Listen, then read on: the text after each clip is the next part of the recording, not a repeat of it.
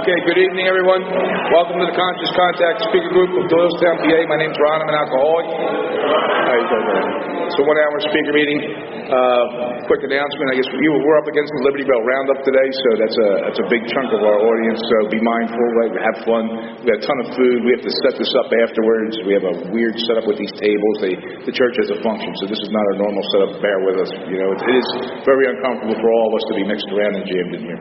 Luckily, we have a night like that. Nick's going to come up here and share. Have some fun.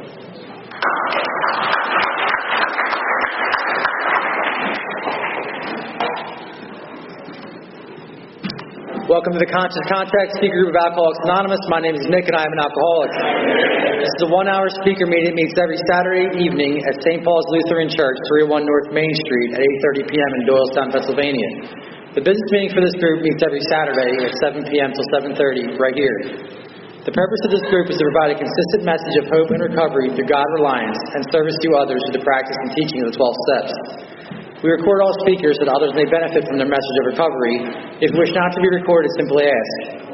This is an open meeting of Alcoholics Anonymous. The group would like to welcome everyone, especially newcomers. Is there anyone new or from out of town who would like to introduce themselves with their first name? All right. Are there any announcements from the floor for the good of AA? We have meeting lists and big books on easy terms. Please see myself or any home group member after the meeting. If you cannot afford a big book, the Conscious Contact Speaker Group will give you one at no charge. Anyone willing to make donations for the purchase of big book and CDs to help those who can't afford them can put donations in the jar of the table marked Big Book and CD Donations.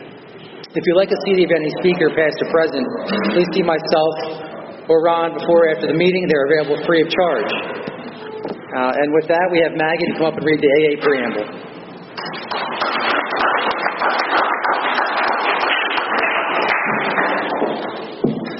Hi, I'm Maggie. I'm an alcoholic. Alcoholics Anonymous is a fellowship of men and women who share their experience, strength, and hope with each other that they may solve their common problem and help others to recover from alcoholism. The only requirement for membership is a desire to stop drinking. There are no dues or fees for AA membership. We are self-supporting through our own contributions. AA is not allied with any sect, denomination, politics, organization, or institution. It does not wish to engage in any controversy, neither endorses nor opposes any causes. Our primary purpose is to stay sober and help other alcoholics to achieve sobriety. And Mike is going to come up to read the steps.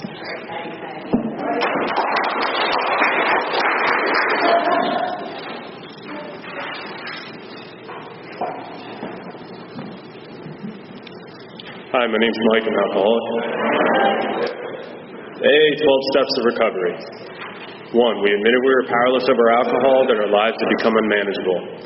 2. Came to believe that a power greater than ourselves could restore us to sanity. 3. Made a decision to turn our will and our lives over to the care of God as we understood Him.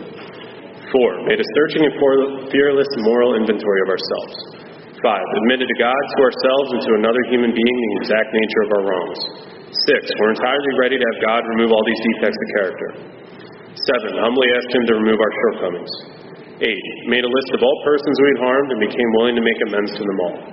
9. Made direct amends to such people wherever possible, except when to do so would injure them or others. 10. Continued to take personal inventory and when we were wrong, promptly admitted. 11. Sought through prayer and meditation to improve our conscious contact with God as we understood Him, praying only for knowledge of His will for us and the power to carry that out. And 12. Having had a spiritual awakening as the result of these steps, we tried to carry this message to alcoholics and to practice these principles in all our affairs. Now I'll bring up Nick to introduce the speaker for tonight.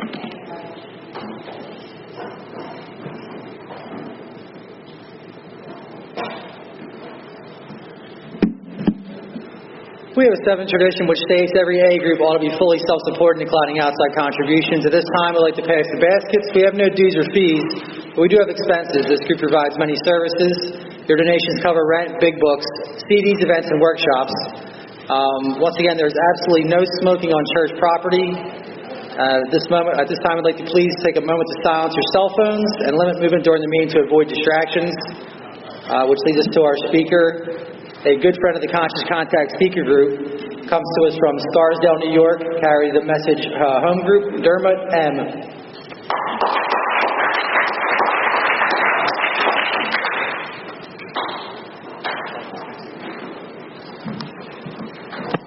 Hi, everyone. My name is Dermott. I'm an alcoholic.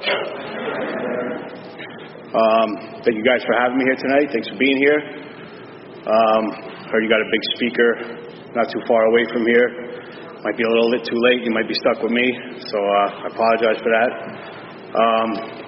My sobriety date is February 14th, 2014. I have a sponsor. Carry This Message is my home group. My sponsor has a sponsor. I sponsor guys. They sponsor guys. And it's a beautiful thing how this Alcoholics Anonymous thing works. Whenever I get up to the podium, I have no idea what I'm going to say. The one thing that I can tell you guys is that I'm going to do my best to speak the truth. And I say do my best because sometimes I don't really know what the truth is. But I'll be as honest as I can. I love Alcoholics Anonymous. I really do. It's the greatest thing that has ever happened to me in my life, by far. Everything that's good in my life today is a direct result of Alcoholics Anonymous. Not just showing up, but being a member.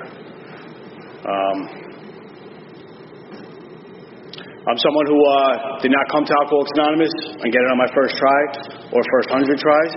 I floundered in and out for about 10 years, and a lot of pain, a lot of suffering, a lot of misery, and not as much for my family and loved ones as more for them than for me. I'm sure a lot of you guys know what I'm talking about. So what we usually do when we get to the podium here is what it was like, what happened, what it's like now. So we'll go with that format. Always seems to work. I was born in the Bronx. I grew up in the Bronx. I just moved out of the Bronx not too long ago. Scarsdale is like one of the richest neighborhoods in the country. That's not where I'm from. That's where my home group is. So let's just be clear about that. I grew up in a pretty low-income neighborhood. My parents are Irish immigrants. Some of the greatest people you could ever meet. I have a brother and a sister. I grew up in a fifth-floor walk-up, and every day on the way to school, the game I would play with myself was which floor is my father going to be passed out on? How far up the stairs did he make it last night? And I hated that, So I was introduced to alcoholism or alcoholics, alcohol, whatever it is, at a young age. Watching my father, watching what he did to my household, watching what he did to my mom, watching what he did to us, watching what it did to him. And from a very young age, I said to myself, I'm not going to do that. That's not going to be me. And I meant it. And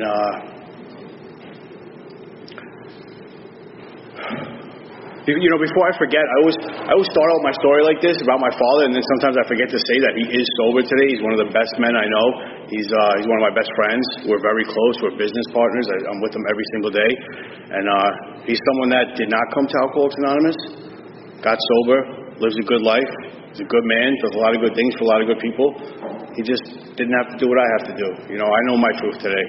And so from a young age, alcohol was something that I swore I'd never do, right? I saw what it did to my family. I saw what it did to my father. I was not going to go down that road.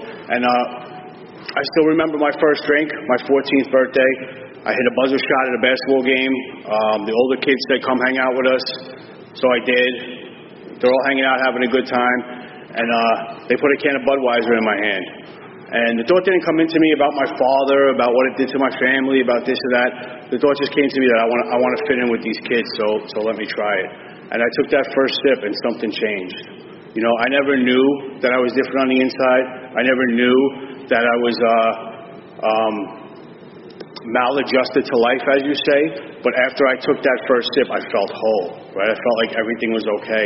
And I'm not someone who drank alcohol to be funny or to talk to girls or to have friends. I'm one of those guys that has a personality when I don't drink, and when I do drink, I'm just like a recluse. Like I just like to disappear by myself. And but when I took that first sip of Budweiser, man, something happened. Something that I chased for the next 20 years. And alcohol is not the enemy for me. Alcohol was fun in the beginning. Drinking was a good time. I didn't start out, I'm telling you, at 15 years old, I was in a detox. I had a lot of fun drinking for the first couple of years. And, the trouble started at a pretty young age, but, I never really made the connection. Like I said, I grew up in the Bronx, and in my neighborhood, it was kind of common for kids to get brought home by the police. It was kind of common for, your parents have to come down to the precinct and get you. And I spent a lot of nights chained to the radiator because I was too young to be put in a cell. And my poor mom, trudging down to get me in whatever kind of trouble I was in. But it was no big deal. For me, anyway. And they talk about this being a progressive disease. And you know what? It took some time. For the first couple of years, I was that weekend warrior. I'd save up my lunch money during the week, and on the weekend, I'd go out and get a couple of 40s, as they were drinking in my day, and go down to the Parkway and drink with some of my friends. And no big deal. And the progression started, probably when I was about halfway through high school, my sophomore year. It started to, Bill's story says, started to take on more serious proportions, and that's what it did. It started becoming more important to me. Started a couple of nights during the week, and something happened between my junior and senior year that my alcoholism just really took off, like skyrocketed. I was a very talented basketball player. I was getting scouted by Division II colleges, St. John's, a lot of big-name schools. I was really good shooting guard. I won the three-point competition in the Bronx like 3 years in a row. And we had a really good team. I was the minority on the team. They used to call me Wonder Bread. I had like promise, like I was going to go somewhere, like I was going to do something. And my junior year, I sat down with these scouts and my coach, and they told me what to work on the off season, and what colleges were interested in. Maybe I had a shot, and everyone was so happy. And I left junior year with all the intentions. I was going to hit the gym, start shooting a little more, put on some muscle. And I came back to school senior year, and I put on like 20 pounds of fat. And I had absolutely no interest in basketball. And the tryouts came, and my coach came looking for me in the school. He was also the dean of discipline, my basketball coach, which I got thrown out of the school 3 times and still graduated because of that. But he came looking for me, and I was like, it's just not for me. I got more important things to do now. And that was alcoholism. King alcohol, as they call it. It was just more important than anything. And I was very good in school. My grades, I was very bad behavior. I was, a terrible person in high school. My grades were always good. I was that kid who never took a book to class, but always passed the test. I was a kid who never took out a notebook to take notes, but always remembered what the teacher was saying. And when it came to taking tests, it used to drive my teachers crazy because they really, I don't want to say hated, but they disliked me because I was a disturbance and a nuisance. And then they would give a test and I would ace it, And I took the SATs. I did very well. I know my friends are, applying to colleges and getting into good schools, and their families are happy. And I tell you, I did not apply to one college ever in my life. I never went to college. After high school, in the back of the yearbook, it had all these, my friend Pat was going here, my friend Mike was going here, and it said my name, unknown, And that said it all. My future was unknown. Actually, looking back, my future was very clear. It was very clear what path I was going down. And so all my friends are going off to high school, to college. My drinking is becoming absolutely out of control. It's every night, blackouts, wrecking my house, breaking my mom's heart, my siblings crying, telling me to stop, begging me to stop. My health is deteriorating, and I knew. I think when I look at the first step, we admitted we were powerless over alcohol. I think I did that at a very young age. I knew that this stuff was a problem. I knew that it had me beat. I knew that I couldn't just stop. I knew it, But I was going to try. I was going to try and manage. But I knew enough that it was a problem that I said, I need some discipline in my life. So I signed up for the United States Marine Corps. And, when I came home and told my mom that I just signed up with a recruiter, the look on her face looked like 10 years of her life she just got back. She thought this is going to straighten them out. And there's so many things in my life that, my mom thought and my family thought that this is going to be the thing that straightens them out. And this was at, 18 years old. And, I got sober at 37 years old now. I got sober at 32. So she had a lot more misery ahead of her. But I signed up for the Marine Corps. I went through this ROTC training. I had this recruiter. He was really mean, man. This guy, Staff Sergeant Castaneda from down on Fordham Road. And he was a mean dude. And we went through all this training, and I was shipping out. And I said to my family, I said, before I leave, I'm going to spend my last night with you guys. And I meant it. We had to go on a away party like 3 days before, which was out of control. And I told my mom I'm going to spend tonight with you guys. And I said, but first I'm going to go say goodbye to my friends one last time. I went down to Katona Avenue in the Bronx where they all hung out, and I went into the bar to say goodbye, no intentions of drinking. And somebody said, hey, have a vodka and cranberry before you go. And I said, okay. And again, my intentions were, I'll have a vodka and cranberry. And if you guys have what I have, you know what comes after a vodka and cranberry. Another vodka and cranberry. And next thing I knew, there was beepers in that day. My mom's texting me 911 or beeping me 911. And I said, I'm going home after this one. I'm going home after this one. It's 7 o'clock. It's 8 o'clock. It's 9 o'clock. It's 10 o'clock. It's the blackout, right? No idea. And I'm leaving, shipping out from the Marine Corps at 4 a.m. Staff Sergeant Castaneda is going to be at my house. And I wake up and I'm in central booking down by Yankee Stadium, locked up. No idea how I got there. And I call over the jail guard. I'm like, listen, I got to get out of here. I'm going to the Marine Corps. And I'll never forget the look on this guy's face. He looked at me like he couldn't believe I was serious. And he goes, young man, do you know why you're here? And I said, no. I said, I have no idea, but I know I got to go. I got to leave. And he said, sir, you're being charged with attempted murder. And I remember my heart just stopped beating. What happened? And to this day, I really don't know exactly what happened, but I do know from, other people telling me and little recollections coming back that I did try to take someone's life. And through the grace of God, that person did not get hurt. And I was facing some very serious charges, some very serious jail time. And Mommy and Daddy came, and they paid for a lawyer, and they bailed me out, and the lawyer told me to cop out to 1 to 3 years. And I said no, and I went to court, and I went to trial, and I ended up pleading down to a lesser felony, and I got 5 years probation. And I have a felony on my record today because of that. I remember calling up the Marine Corps and calling Staff Sergeant Castaneda and being like, listen, I still am interested in coming to the Marine Corps. And I was thinking, I got caught with a weapon. You guys use weapons. Maybe we could work something out. I remember him telling me, young man, don't ever call this number again. And he hung up the phone. And I don't say that to, sound like I'm some tough guy from the Bronx. Even though for a long time, and sometimes I still do think I am, I'm telling you that because I know today that all my actions in the past and sometimes in the present are just out of a scared little boy, trying to be a man. And, after I got off with that charge and ended up not going to jail, I walked around my neighborhood like it was a badge of honor, like some kind of street cred, And I didn't really care, that somebody could have got hurt or that, my life could have been over. I didn't care what it did to my family. I didn't care that, we're a lower class family and my mom and dad had to pay out thousands and thousands of dollars for a lawyer. I didn't care. I just thought, what are people going to think of me now? They're going to think I'm somebody. And I didn't know what I was going to do after that. I didn't care. All my friends were, finishing up college or in college and doing great. And, my sister was in a great relationship, thinking about getting married, and I'm just still the bum on mom's couch. And down in my neighborhood, it's a big union neighborhood. A lot of construction union workers, which is a great job, and all my friends were dying to get into a union. And at a young age, I got into the carpenters union in Manhattan, and I went in through the back door. I came in top pay and making great money, had a real great connection in the union.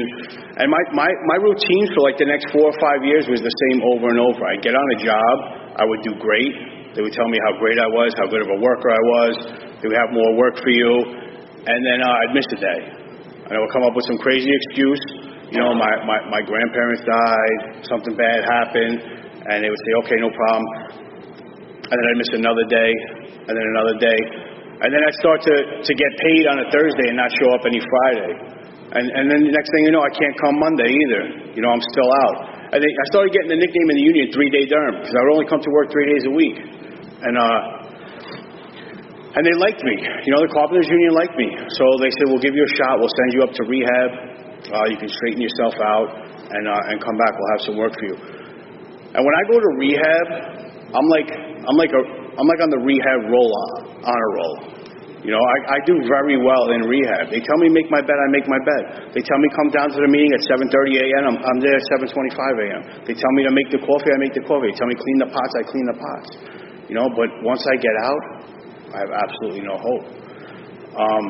Every time in rehab, they would come in and they would say, you know, they would give you those statistics. You know, 1 out of 4 of you ain't going to make it, or 1 out of 30 of you is going to make it, whatever the statistics is. I remember looking around and being like, I feel bad for you guys because I'm going to make this, you know. And this was around the time that I started wanting to be sober. You know, I really did. I didn't want to live this way anymore. But this went on, the same cycle. I'm not going to bore you with it.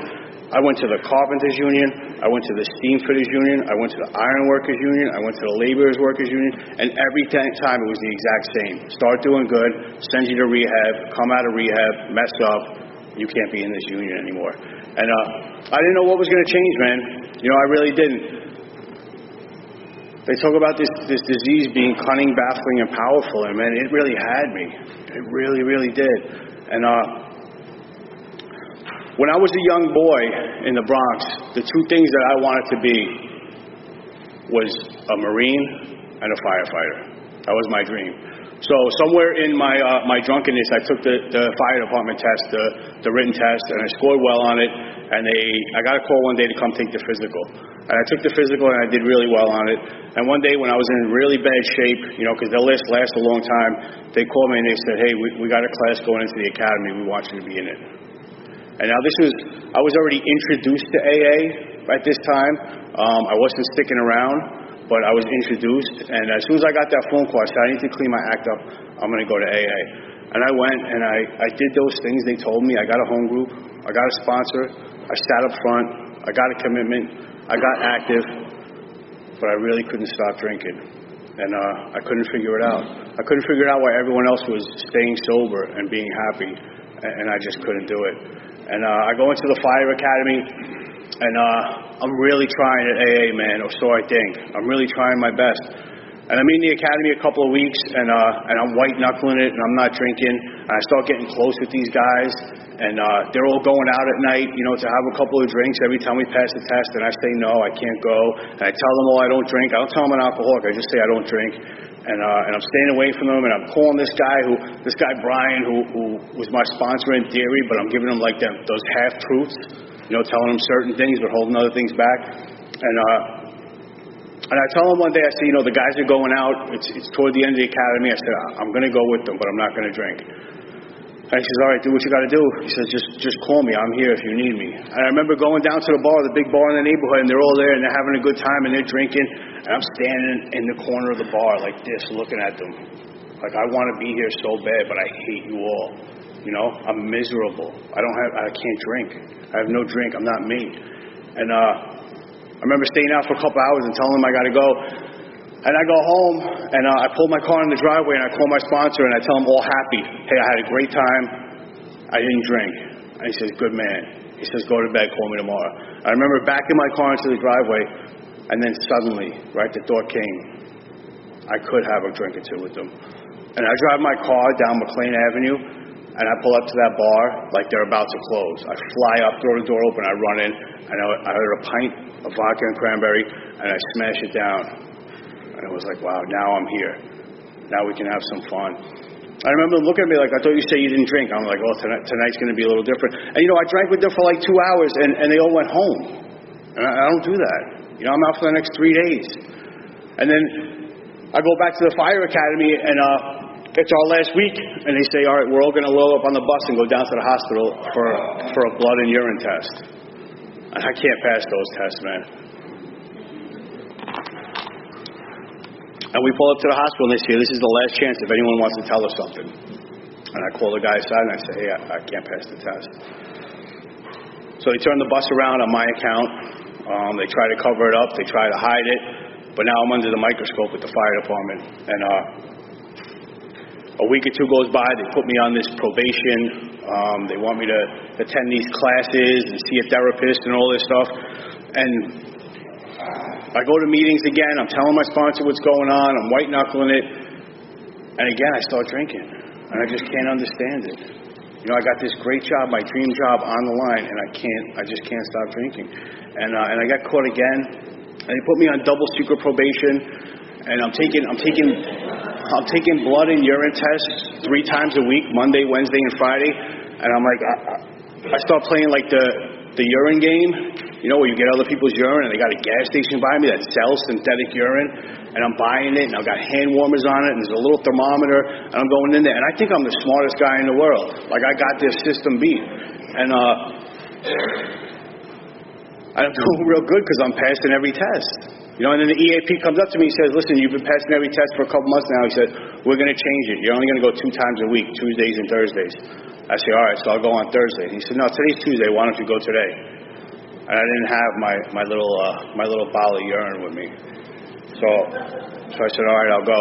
And I had no choice but to pee in that cup.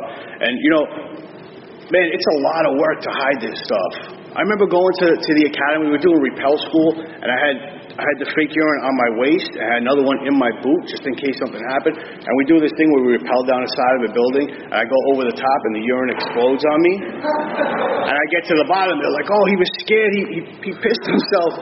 And I couldn't tell them, no, it's fake. You know, I was like, oh, yeah, I was scared. And so anyway, they tell me go on Tuesdays and Thursdays. He tells me I got to go on Tuesdays, so I go and I pee in a cup. And I know it's dirty, and I come up with this plan, right? And I go home and I get in my Jeep and I take the front license plates off and I go and sit in front of the hospital, right? And I wait for the guy to come, and he picks up the sample box from in front of the hospital, and I follow him down the road in my truck, and I crash into his bumper, you know, a little tap, and he pulls over and I run up to his window with a mask on. And I pull out a weapon and put it in his face. And I say, give me the urine. Right? And that's funny, right? That's funny. It's a funny story to tell. But what about that poor guy, right?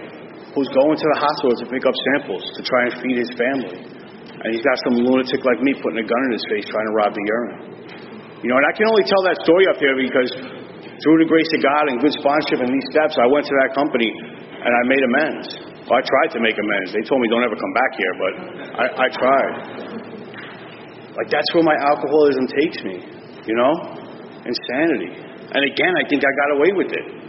You know, I'm like the happiest guy in the world. And, you know, eventually the fire department starts catching on. I end up in the psych ward, and I go into the psych ward, and I meet a girl in the psych ward. If you're looking for a relationship, it's probably not the best place. And I'm in there for a week, and she's getting out a couple of days before me, and I give her the keys to my apartment, and I say, go stay there. I'll be out in a couple of days. And you know, it does sound crazy, but this girl, she just had what I had. You know, she was a sick girl. And I get out of the psych ward, and I go, and we're, you know, having this psych ward romance in my co-op, and she starts doing stuff that I swore I'd never do. And about an hour later, I'm doing it too. And a couple weeks into it, I realized that she's the problem. She's got to go. And I tell her, you know, you have to leave. I can't do this. You're a bad influence on me. And I tell her to leave, and I put on the news the next day. And it says, Yonkers woman found dead in car. And I'm not proud to tell you guys that when I saw a picture of her car on the news, and that was her that was found dead in her car, my first feeling was jealousy. You know, that's where I was at in my alcoholism, that I wanted to die so bad. And through all this time, you know, I'm sporadically going to Alcoholics Anonymous, and I'm sitting up front, and I must have made 1,000 gallons of coffee throughout these, you know, 4 or 5 years. And I'm telling you, man, even when I was drunk, I was going to 4 or 5 meetings a week. I was drinking in the meeting, I was drinking after the meeting, I was drinking before the meeting. And these people, man, I had a resentment against them the first time I went through the steps, like a big resentment with people in Alcoholics Anonymous. I said they never told me about the 12 steps, right? They just told me keep coming back. They just told me, you know, it works if you, whatever they were telling me. Let us love you till you love yourself. And I had such a big resentment of it, but really those people were saving my life. You know, I mean, I was going to Alcoholics Anonymous for 5 years. I'm sure they were talking about the steps. I just wasn't listening. I wasn't ready to hear it. So after that girl died, the fire department, my job was done. They called me in one day, and they had a piece of paper like this, and It was the EAP, the commissioner of the fire department, my captain, everybody, and said, if I drink alcohol while on or off duty, I will be fired. And they wanted me to sign it. And I signed it, and I tell you, man, I had never had such peace in my life up to that moment. Because when I signed it, I was sure that my drinking career was over. I was sure that I would not put it all on the line to drink again. I'd love to tell you that kept me sober for a couple months, or even a couple weeks, or even a couple days. But about 4 hours later, my Jeep Cherokee slipped on its side. Those red and blue lights are flashing around me. My lip is hanging off my face. And the cops took me out away. You know, they didn't press charges or anything because I had a fire department ID. And they called me in the next day and they said, listen, you're obviously fired, but we just want to know what happened. And I remember looking at them, and I always had such stories and such good excuses, and I had nothing. I had absolutely nothing. I said, I don't know. And you know, these guys, these fire department guys, these captains, these EAPs, they tried their hardest for me, man. They really did. They gave me so many opportunities. They gave me so many chances. And when they fired me, I got a big check for back pay and unused vacation time and all this stuff. And for the next 4 months, I locked myself in my apartment, and my alcoholism was rampant. And I remember my mom, who was like a 4'5" Irish saint, used to come by and slide notes under my door and leave food outside my door. You know, please just call us. We want to know you're okay. And I didn't leave my house for 4 months except to go get more booze. And I remember one day looking in the mirror with hair down to here. All my top teeth were gone. I hadn't showered in months. I weighed about 90 pounds. I remember looking in the mirror and thinking, I just want to kill myself. I just want to die. And the second thought I had was, why don't you go to Alcoholics Anonymous? And immediately after, the thought was, Alcoholics Anonymous just doesn't work. And I really, really wanted to die. And thank God for some reason that thought won out. Why don't you go to Alcoholics Anonymous? So I called up a friend of mine, and he picked me up, and I went to a meeting. And after the meeting, I did not feel any better. And I went to another meeting. And after that meeting, I did not feel any better. And I'm still thinking about going home and killing myself. And this guy came up to me after the meeting, and I had that, like on the inside, I was like, please come help me, someone. But as soon as he started walking towards me, I said, listen, buddy, I see what you're doing. I know you're trying to help, but you can't do anything for me. And he started asking me a few questions, which I didn't like. And I told him I've been going to Alcoholics Anonymous for a long time. I told him that I made thousands of gallons of coffee. I told him I set up hundreds of chairs. I told him that I had sponsors. I told him I had home groups. And I told him it just doesn't work. And he said, all right, no problem. I'll leave you alone. And he started to walk away. And this guy turned around, and he said something that changed my life forever. He said, so you're telling me that Alcoholics Anonymous doesn't work. So obviously you've done the 12 steps. And I looked at him. I was like, no. He's like, well, how do you go to a 12-step program and not do the steps and expect it to work? And my mind was blown. Absolutely blown. Right? And I make this analogy today. It's like me going to the gym today and looking at the treadmills and looking at the weights. And then looking in the mirror and wondering why I'm not getting all jacked up. You have to do this stuff. And this guy asked me if I wanted to feel better. He told me he knows how it feels, and he has a way out. He has a solution. And he invited me to his house the next day, and he had 2 big books there, which I read in rehab. I didn't think it was anything special. I didn't really like it. But I sat down with this guy, and he started explaining to me what it means. And he started telling me about the disease of alcoholism. He started telling me about this physical allergy and this mental obsession. I can relate to that, right? When I was leaving from the Marine Corps and I went down for 1 drink, I was going to have 1 drink. But then the physical allergy takes over. And when he started talking about this mental obsession, my mental obsession is, I never woke up in the morning and said, I can't wait to drink today, I can't wait to drink today, I'm going to drink today, I'm going to drink today. My mental obsession was that sneaky type. My mental obsession told me, this time it's going to be different. This time you're not going to break your mom's heart. This time you're going to come home. This time you're not going to drive. This time your girlfriend's not going to find out. This time. And it always won out. And I sat down and I started going through these steps with these guys. And I wrote a 4-step with them. And like I said, I grew up in the Bronx, and we had a saying in my neighborhood that you don't talk to anyone about anything, anywhere, anytime. And I had this little bit of willingness, and I sat down and I wrote everything that I never told anyone down. And I shared it with this guy. And we started looking at character defects, and we made a list of people I had harmed. And I went out and I started making amends. And I started, doing this inventory, spot checks inventory. I started meditating. I started sponsoring guys. And it was amazing. This stuff started to work. And a lot of times, I had this sponsor, this Irish guy, and he used to tell me, when I started working with him, he told me that I didn't have a spiritual experience, but my ego did. And that's where I was at that point. I was about 2 months sober. I was armed with the big book. It was my weapon. I was going up to meetings, catching guys outside with 25 years sobriety, telling them that they're going to die because they wrote the 4-step the wrong way. Right? I'm catching guys outside, and I'm showing them my highlighted big book and telling them how they're all wrong. And I'm sponsoring a ton of guys, and I'm telling them what to do. And I think I'm like, in the running for the president of Alcoholics Anonymous. And I remember the old timers looking at me like, kid, go away. Just go away. And I remember being so adamant that I had it all figured out because I learned the big book very well, because I could quote it, because I could sound good in meetings. And I was sponsoring this kid, and he told me, he said, I got to go to the dentist, and I'm afraid because I had a problem with pain pills in the past. And I had great directions for him. You know what any sponsor would say? Tell the dentist, you have a problem with pills, you get something else for you. I'll go with you if you want, the whole thing. And then 2 weeks later, I had a dentist appointment. And I never had a problem with pills.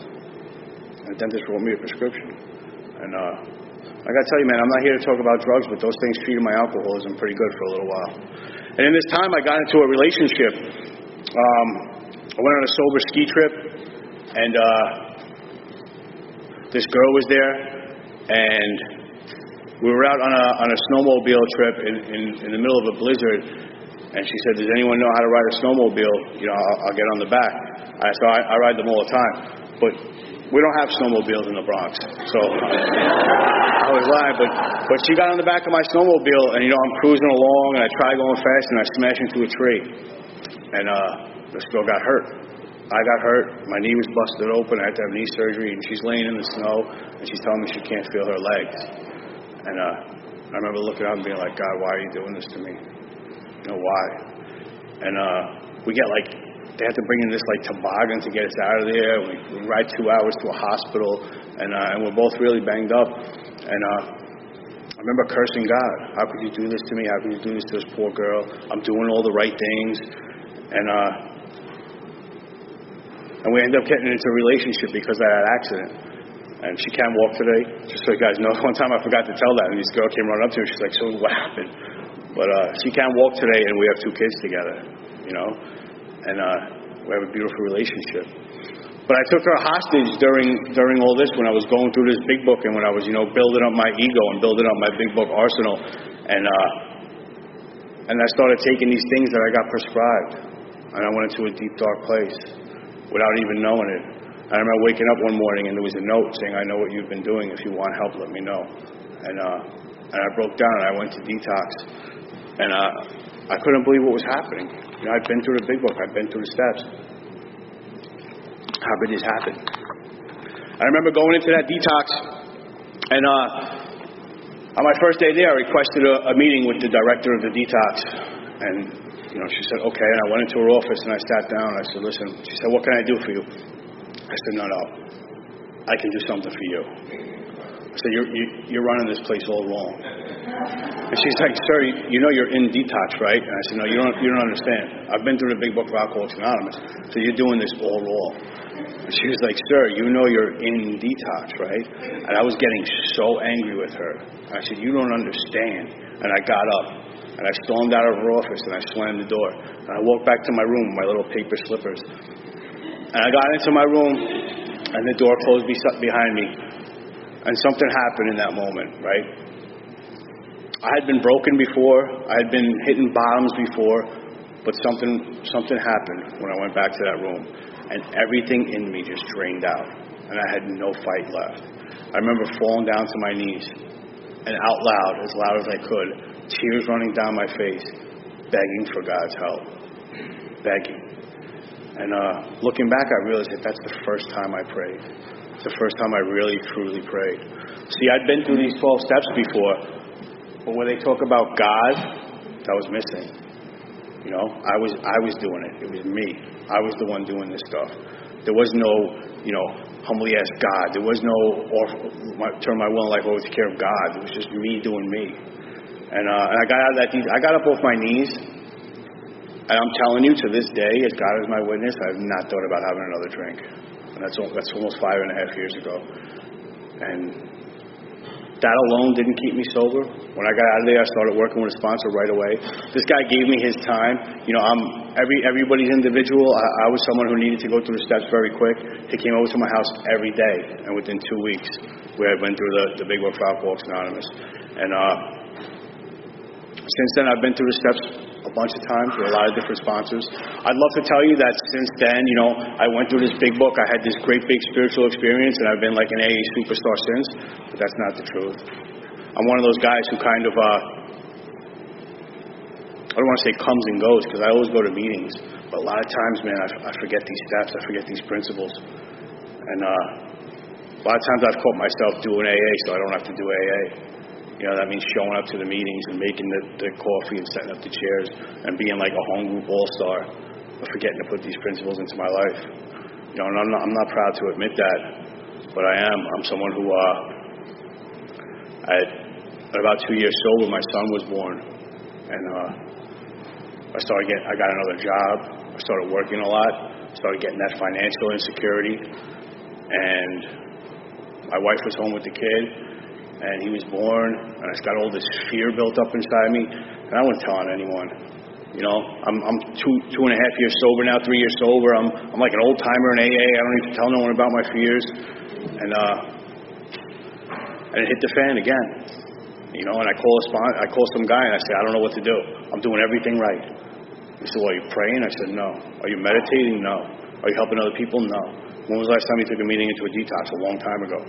So you're really not doing anything. To me, Alcoholics Anonymous doesn't happen up at this podium. It doesn't happen in this room. Somebody said the other day, you guys probably heard it 100 times, but I never did. He said, Alcoholics Anonymous isn't what happens from the preamble to the prayer. It's what happens from the prayer to the preamble. You guys heard that before? I just heard it for the first time like 3 days ago. I was like, wow. But that's true. What am I doing at home? Am I practicing these principles in all my affairs? Or am I just coming to my home group and putting on that face? Because I've been that guy. In the fifth step, they talk about more than most, the alcoholic leads a double life. I've caught myself doing that many, many times. At home, at work, in my home group, in all my affairs, I can live that double life. And I have a daughter who's about 1.5 years now. And she was born in December, right before I celebrated 4 years sobriety. And my wife wanted a second kid, and I was like, yeah, I don't know, maybe, whatever. And next thing I know, she's pregnant. And this little girl's born. And I'm like kind of doing AA when she's born. And when she's born, I've never shared about this from the podium. I don't know why it just came to me. When she was born, she came home from the hospital and she disrupted my life. I had things were going okay. My son was like a little boy now where I could play with him and bond with him. And I was in a good schedule with my meetings and sponsees and work. And this little girl comes in and disrupts everything. And I remember her being, like a month old, and I'm in the room with her and she's crying, and I'm thinking to myself, I don't even want you. That's tough to say, man. That's tough to look at. And you know who I told about it? Nobody. And I carried it. And in the fourth step, they talk about, resentment being the number one offender. Right? And I'm not someone who's going to drink over resentment, but what it does is it blocks me off from that sunlight. The thing that saves my life. A power greater than myself that blocks me off. And I got this resentment against this little girl. I remember putting her to bed one night and just thinking, I wish you weren't here. And I remember trying to love her, trying to hold her, trying to kiss her, and there was just no connection. You know, and I sound like a terrible person up here sharing it, but it's my truth. You know, I had no connection with this little girl. And so when I have something like that going on and I'm not telling no one about it, I'm not working through it, I'm completely blocked off. So now I stopped showing up to my home group. I stopped raising my hand. I stopped taking commitments. I stopped talking to my sponsor. I'm sponsorless. I'm sponsoring myself. I stopped praying. I stopped meditating. I'm not in AA anymore. And this went on for about a year, maybe a little more. And you know, when my daughter was about 4 or 5 months old, you know, something happened, and we started to get that connection. And let me tell you today, I got to make sure it's clear, I love that little girl more than anything in the world. She is my baby. My wife just sent me a text before I started that she's running around every room calling my name. And we have such a great connection today. But I carried that even when I started to really, you know, love her and get a connection with her. Is this all right? Just that secret that I had of how I felt, just carrying that, I still couldn't get connected to Alcoholics Anonymous. I still couldn't get connected to God. And I was trying to will my way into AA and will my way into happiness. And I called this guy and I asked him to be my sponsor, and we started going through the book. It's all right. And we started going through the book, and something was blocking me off. Like I couldn't tell this guy how I felt a year before. And about a month and a half ago, I go to a retreat out in Iowa, and that's where my sponsor's from. And it's my sponsor and my grand sponsor, this guy Bob D from Las Vegas. They're doing a retreat out there, and I'm sitting there and I'm thinking, all right, this weekend I'm going to tell him. I'm going to tell him how I felt. I'm going to tell him about this resentment. He's telling me to write a 4th step, and I'm not doing it because I don't want to put this down. I don't want to look at it. I want to push it down deep and bury it. And it was the last day of the retreat, and I still hadn't tell him, and I was like, that's all right, I'll get over it. And it's funny how Alcoholics Anonymous works, is they have this panel of guys that get up to speak, and the first guy starts talking about having a newborn baby at home and having no connection with her. And the second guy starts talking about the same thing. And suddenly I'm not alone. You know, and it inspired me to share what's going on with me, because other people may be going through the same thing. And I told my sponsor briefly about it. He said, write in your 4th step. And man, I've never been someone to it's gonna blow up. I've never been someone to sit in. Is that God? How's that? I've never been someone to sit in unwritten inventory, but this time I did. And let me tell you, man, it's a painful place to be. To be carrying around all that stuff and not putting it down on paper, not doing a 5th step. And I balked on it for about 3 months. He kept asking me, where are you in your resentment columns? And I was like, oh yeah, I'm going to get to it. I'm busy. I have a business now. I have 2 kids. I have 2 jobs. I'm busy. And I remember after the weekend was over, he said, I don't think we have anything to talk about until you write your 4th step. And I kept thinking, as soon as I get back to New York, I'm going to write it. And I'm at the airport, and the guy, Bob Darrell, walks in, and we're sitting there, and his flight's delayed, and my flight's delayed. And I'm starting to tell him about sitting on my 4th step. And he says, why don't you write it right now? I was like, we're in an airport. And he's like, his flight was leaving. He's like, just write it. I remember pulling out a notebook and starting to write. And next thing I know, I look up on the screen, my flight's delayed another hour. Then my flight's delayed another 2 hours. Long story short, my flight didn't leave till the next morning. I had written my whole 4th step that night. And I called my sponsor. We did a 5th step. Looked at 6 and 7. Made another list of people I had harmed. Started making amends to those people. I remember when I started writing my amends list, I was like, I really don't owe any amends. And because I completed my life. I had 108 resentments on my previous inventories, and I went and made amends to all those people. And I really went deep into inventory, and I found some harms that I did that I really didn't realize. And I've started to make amends to those people. And let me tell you, man, this is about a month ago, and I thought there was no way I could get out of the hole I was in. There's no way to see out of the darkness. And it's so amazing that all I got to do is take these 12 steps. right? All I got to do is reach my hand out and help someone else. All I got to do is be honest with someone. My life today is absolutely incredible. It really is. But like I said in the beginning, it's all thanks to Alcoholics Anonymous. The relationship I'm in. When I go through these steps, right, my first step, I get it. I'm powerless over alcohol. My life's unmanageable. I still try and manage it all the time. I fail miserably, but I try to manage it. A power greater than myself can restore me to sanity. I never really got that step until I started looking back. Right? I look back at that fire department, losing that job. So angry over it. One of the best things that ever happened to me. Because it put me in enough pain to start doing something about my alcoholism. Smashing that girl into a tree and almost paralyzing her. One of the worst things that ever happened to me. I have 2 beautiful kids with that woman today. Right? Not being in the Marine Corps. One of the worst things that ever happened to me. Look what happened. Look what my life is today. It's all a result. And I can think about step 3 all day long, and I try, man. I try to think about step 3 as much as I can throughout the day. I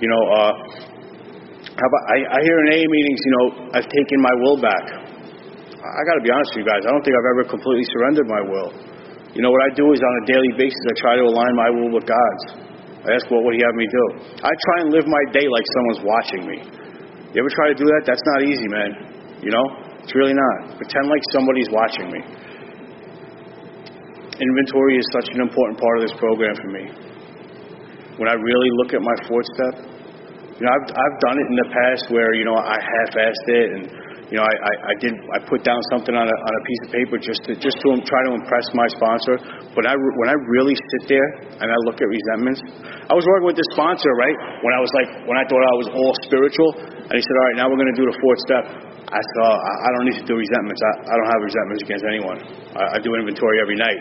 I said, all right, that's fine. He said, forget the word resentment. He said, why don't you put down anyone that you think needs to be straightened out a little bit? I was like, whoa. He said, why don't you put down anyone you think that you're better than? Anyone you think they're worse than? Anyone you think is doing something wrong? Anyone that bothers you? Let me tell you, man, I had pages filled right away. And fear, man.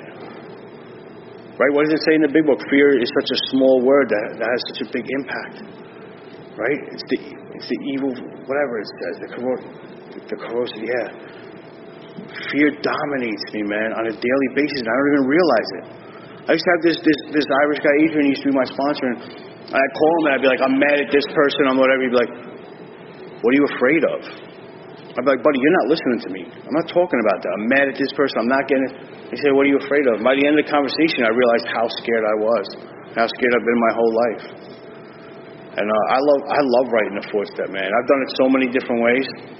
When they go into the sex conduct, I remember being like, I've been with the same woman for the last 5 years. They said, why don't we do a relationship inventory? Why don't we do a conduct inventory? Let's look at your conduct. How are you behaving? How are you behaving at home? How are you behaving at work? And that's where I start to see where I'm living that double life. Right? I can be one person in here and another person at home. You want to know how I'm doing today? Ask my wife. Ask the guys I work with. They'll tell you. Character defects. Not easy, man. I remember being in a meeting not that long ago and some girl said, I got down on my knees to say the 7-step prayer. I got up, my character defects were gone. And that's great, man, but that's not my experience. My character defects are there. One of the cool things about sobriety is, the more work I do in Alcoholics Anonymous, the less stuff that becomes acceptable. Like it used to be okay for me to throw papers out my car window. Now I can't do that. It used to be a little bit of dishonesty used to be okay. Now it makes me feel so uncomfortable inside. And that's great. Like awareness is a blessing, but sometimes it also stops. My amends will never be finished. Absolutely never. I got to hold my little girl a couple weeks ago in her room. I told my son, I was like, well, how do I make amends to my daughter? She was only a little baby. She doesn't know. She knows the energy I was bringing home. And he said, make amends to her like she was a grown-up. And I held her in the rocking chair. And I told her, Daddy's sorry. Daddy loves you so much. And you let Daddy know anything he needs to do to make it right. And she was drinking her bottle and looking up at me. And she stopped drinking her bottle. She looked up. She goes, uh-oh. It was so cute, man. I'll never be able to make amends to my family fully. When my sister was pregnant with my niece, who just turned 6, I was drinking when she was born, and I used to babysit her under the influence. I had to make amends to my sister for that. When she was pregnant with my niece, she told me, "I don't want you in my daughter's life. She doesn't have an uncle." And that hurt, man. Couldn't believe she would say that to me. My behavior, it warranted it. And tell you when my sister needs a babysitter, I'm the first phone call she makes. I had her 2 kids at my house last night for about 4 hours. We had such a good time.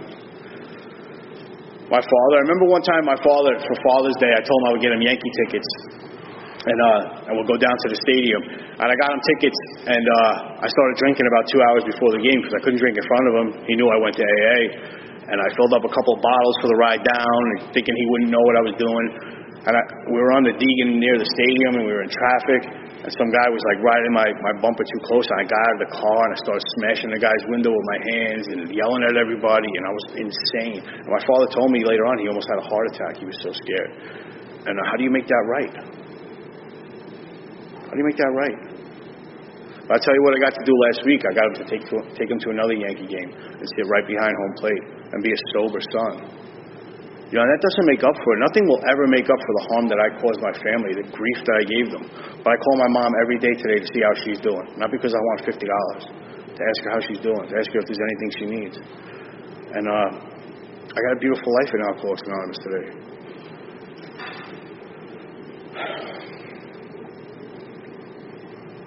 I'll never be able to repay what Alcoholics Anonymous has given me. Absolutely never. I used to have this sponsor, this guy Brian, and every time he shared at a meeting, every time he put his hand up, he would finish by saying, "Alcoholics Anonymous is the greatest thing that ever happened to me." And I used to look at him and be like, "Dude, you are a loser. How can you say that to a crowd of people?" And I get it today. Being an active member. This stuff does not just happen through osmosis, though. I gotta do this stuff. I gotta put it into my life. It's amazing how it works. It makes no sense to me, this program. I'm not some big AA, big shot that, lives all this stuff. I don't. I told you tonight. I don't. Man, I'm a newcomer. 5.5 years sober, that's nothing. I'm very new to these spiritual principles and trying to practice them in my life. And I just know it works. And I'm willing to grow. I want to remain teachable. The most important thing to me right now in sobriety is to remain sponsorable. Because I'm that guy that goes off the rails and starts thinking I got this. And every time I think that, a couple of months go by and I end up calling some guy and say, "I don't know where I went wrong." It starts with the simple stuff. I have a home group. They know, my home group knows that I'm a member of that home group because I'm active. I go to the business meeting. I help set up. I make coffee. I do what I can. And I know what that guy meant. I can tell you today, honestly, that Alcoholics Anonymous is the greatest thing that has ever happened to me. So, I'm out of time. I want to thank you guys for having me tonight. And good night.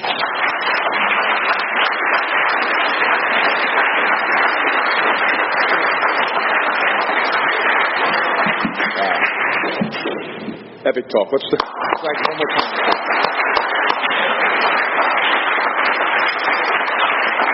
Sorry about the sound system going out on us. It's not our usual sound system, not our usual setup.